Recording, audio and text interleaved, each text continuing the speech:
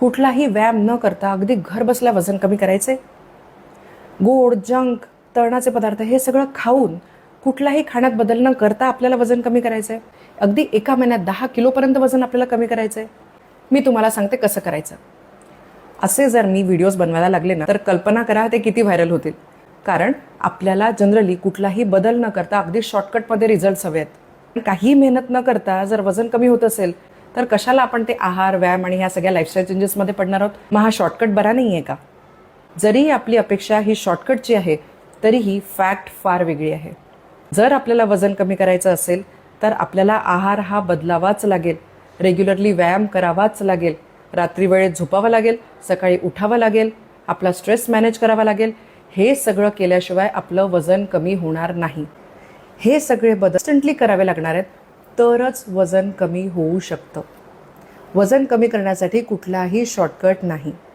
तुमच्या कानाला जरी चांगलं वाटत नसेल तरी सत्य हेच आहे. पण आपल्या आजूबाजूला सतत आपण असे क्लेम्स ऐकत असतो, त्यामुळे आपल्या अपेक्षा अशाच असतात की फार कमी मेहनतीमध्ये फार जास्त रिझल्ट मिळावे. त्यामुळे आपण फारच थोडीशी मेहनत घेतो. अगदी 15-20 दिवस, महिनाभर बदल करायचे आणि मग रिझल्ट मिळाला नाही की ते सोडून द्यायचे.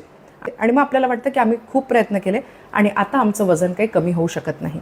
वजन कमी होऊ शकतं आणि याचा पर्याय, याचं सोल्युशन, याचं उत्तर जे आहे ते फक्त हेल्दी लाईफस्टाईल आहे. सो प्रत्येक हेल्थचा मार्ग जो आहे तो हेल्दी लाईफस्टाईलच्या थ्रूच जातो. हेल्दी लाईफस्टाईलला बायपास करून आपण आरोग्य कधीही मिळवू शकत नाही. त्यामुळे कुठलाही प्रोडक्ट, कुठलीही व्यक्ती जर अशा पद्धतीने लाईफस्टाईलचे बदल न सांगता तुम्हाला वजन कमी करून देण्याचा प्रॉमिस देत असेल तर ते चुकीचं आहे हे नक्की. वजन कमी करण्याचा एकमेव उपाय आहे लाईफस्टाईलमध्ये चेंजेस करणे, हेल्दी आहार खाणे, रेग्युलर व्यायाम करणे, वेळेत झोप घेणे, आपला स्ट्रेस मॅनेज करणे. हे सगळं केल्याशिवाय कुठलंही औषध आपल्यावर काम करणार नाही.